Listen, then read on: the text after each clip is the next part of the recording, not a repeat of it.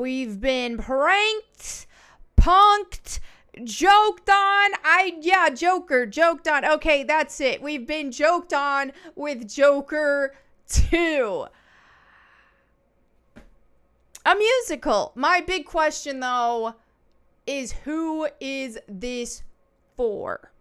Okay, there's a lot to talk about here. Let's go ahead and just hop right to it, shall we? So, for the uninformed, Joker 2 was not only announced the other day, but then shortly after, like a day or two after, was announced that it will be a musical. This isn't a joke. This is real. It's real life. Now, my big question is, how and who the heck is this for? Because when we really look at the audience for Joker, the original movie, all right, the demographics, overwhelmingly young and male, okay? 62% of the audience being male, 65% being between the ages of 18 and 34, okay? Of course, Insider wants to knock on the film itself, but that's another topic. Now let's look at the demographics for musicals. This is just Broadway musicals. I couldn't find anything specifically for musicals movies. But yeah, 66% disproportionately female. Okay.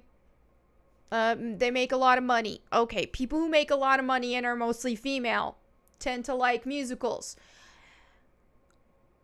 Now, let's also not forget how much the liberal media, at the very least, and a lot of liberal people in general on the very, very far left, really loved to take to social media to knock Joker fans, call them all conservative, alt-right, whatever they wanted to do. Now, I don't know, I couldn't really find very specific demographics. Maybe a lot of the people who watched it were more on the conservative side. However, liberal media hated the Joker, okay? Not only liberal media, but what I saw all over liberal social media in general was a lot of hate toward the Joker, a lot of mockery toward people who watch the Joker, a lot of implications that only white conservative men like the Joker.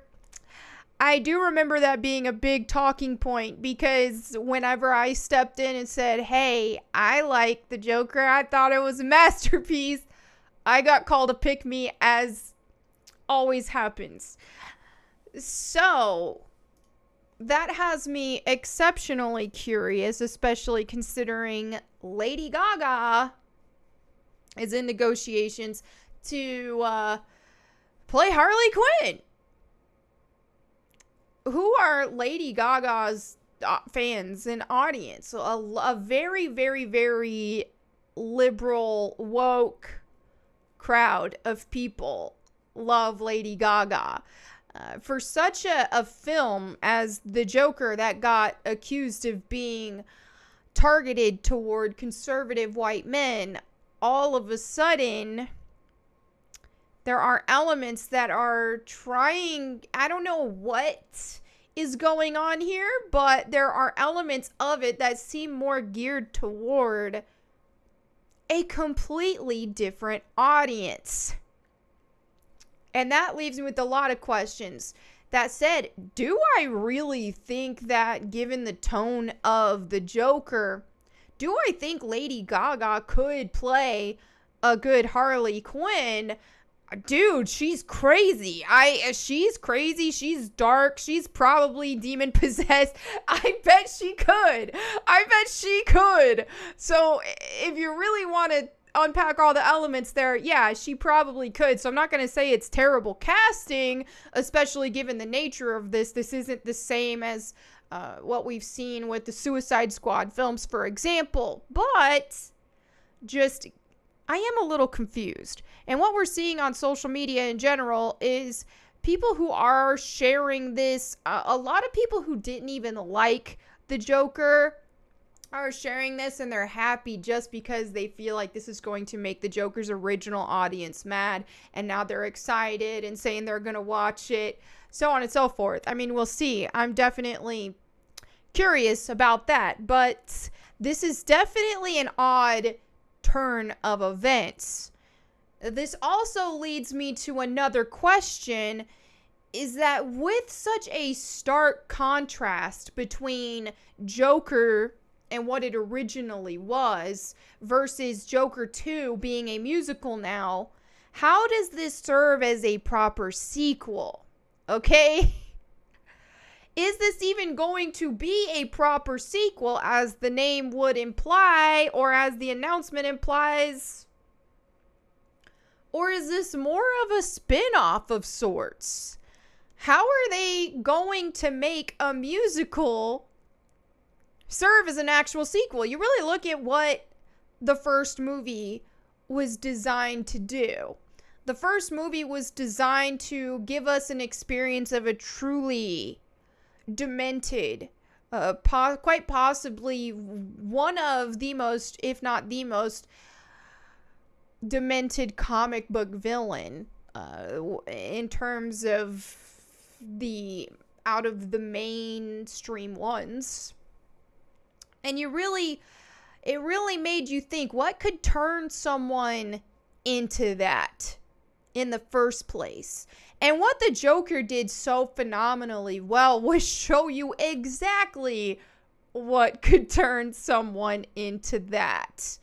And I think that's one of the big reasons why liberal media didn't like the Joker, because it really made you have to kind of put yourself in his shoes a little bit and almost sympathize with him a little bit, even though it was very clear that his actions were wrong, but just seeing what turned him into what he was turned into. The counter argument was similar to that of video games make people violent type of thing. Like, oh, well, if you can sympathize with Joker, that's going to turn you into a crazy person and who murders people. Mind you, all of that hysteria about, oh, the Joker's gonna cause more people to do crime, it's gonna cause people to be murderers, it's gonna cause this and that, and alas, the Joker did not encourage any of that.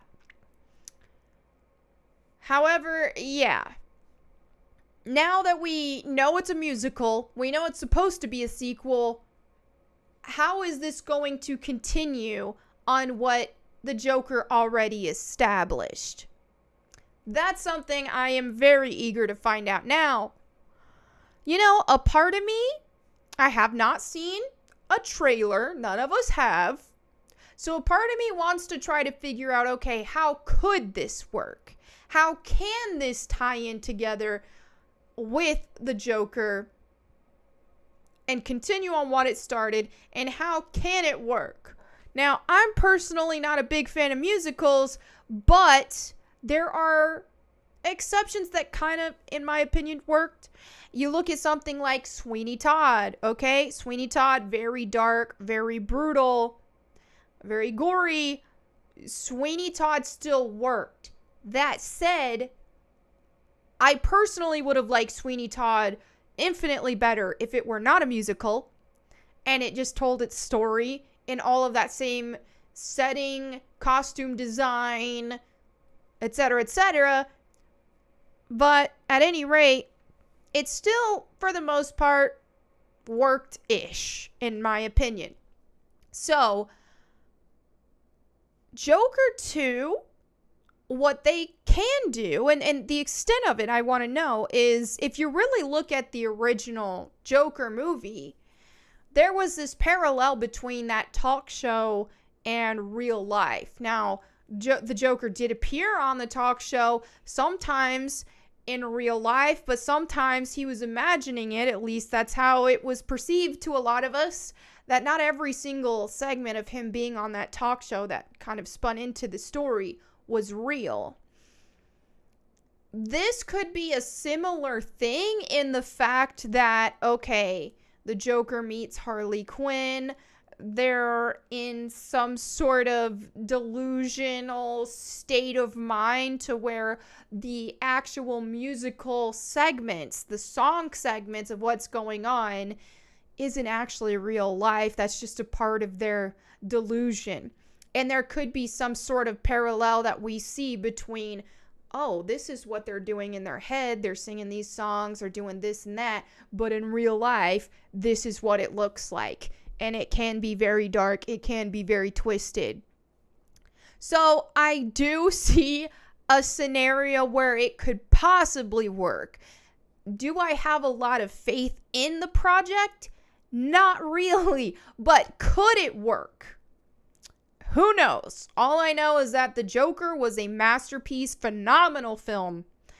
And I'm not ready to completely write off Joker 2 just yet. So let me know what you guys think in the comments below. I'm very curious to see that. If you want to continue the discussion on this or any other topics, go ahead and hop into my Discord server. I have it linked in my link tree. You can also find everywhere else you can find me on the internet. So thank you all so much for watching. I'll see you next time. And in the meantime, go boom.